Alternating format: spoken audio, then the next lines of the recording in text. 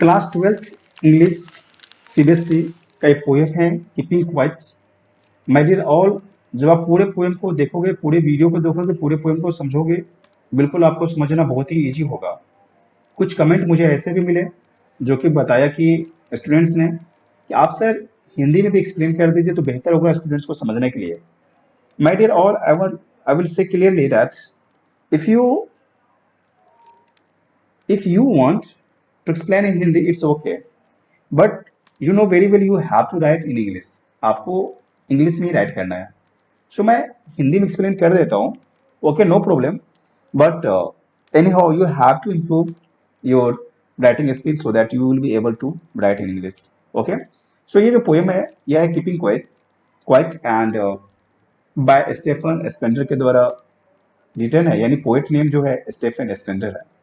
Now the poet wants us to keep still till he counts up to 12.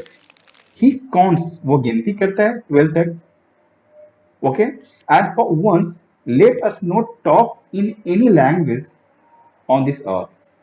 He asks us to stop moving our arms so much for 1 second. Let there be no rush or hurry for a second. Engines and other machines must stop for a moment. सबको बोलता है कि कुछ second के लिए जल्दीबाजी मत कीजिए, रुकिए, रुकिए।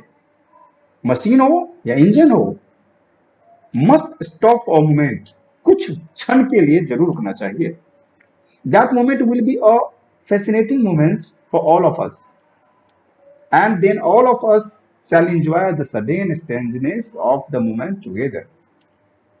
वो कभी अच्छा ऐसा पल आएगा जो पूरे अजनबी बन के आएगा, कुछ ऐसा वक्त आएगा एक साथ मिल करके जिसमें हम सब बहुत ही मजे कर सकते हैं।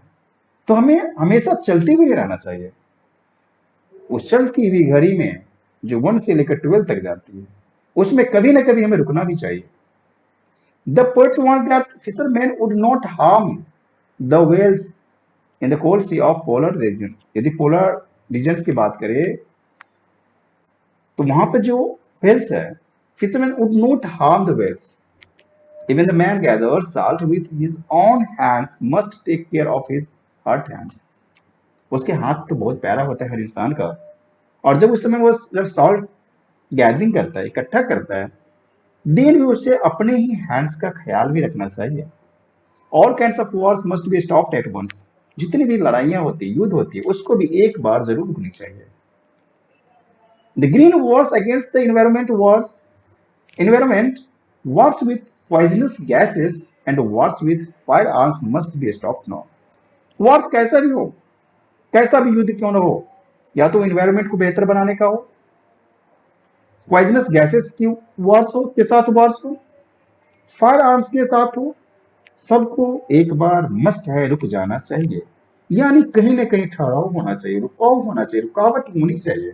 इन such wars victory is meaningless as there are no survivors left after the war. Instead of fighting and waging wars, people should come out in their best dresses. They must go out for a walk with their brothers. They must move about under the shady trees and enjoy doing nothing.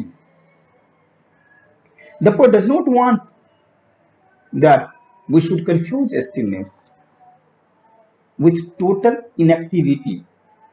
Doing nothing at all would amount to death. ऐसा ना हो कि सब कुछ एक बार खत्म हो जाए, सब कुछ नष्ट हो जाए। हमें एक्टिव रहना है, हमें सब कुछ करना है, बट ठहरना भी जरूरी है, रुकावट जरूरी है। The poet has no association with death. We think that life is to move onwards. We should not be always on the move. For a while we should also take rest.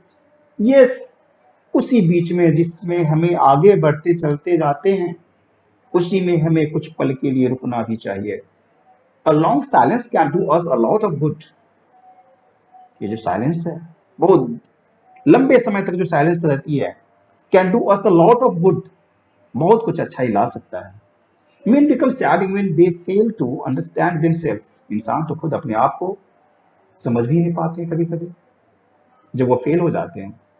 They feel helpless when they threaten themselves with death. जब उनको अपनी मृत्यु का डर होने लगता है इंसानों को, तब वो हेल्पलेस हो जाता है, अपने आप से डरने लगता है, किसी दूसरे से नहीं.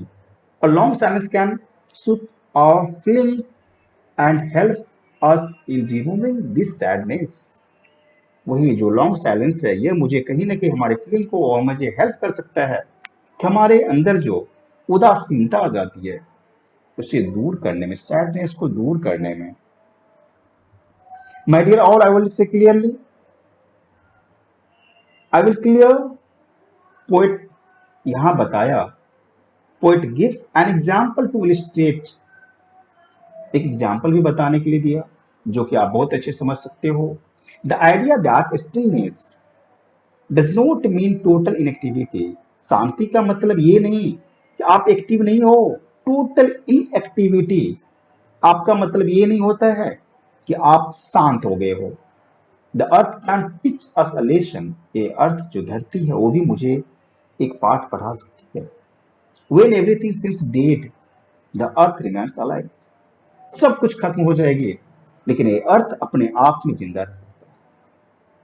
The poet asked us to keep quiet till he counts twelve, then he will go.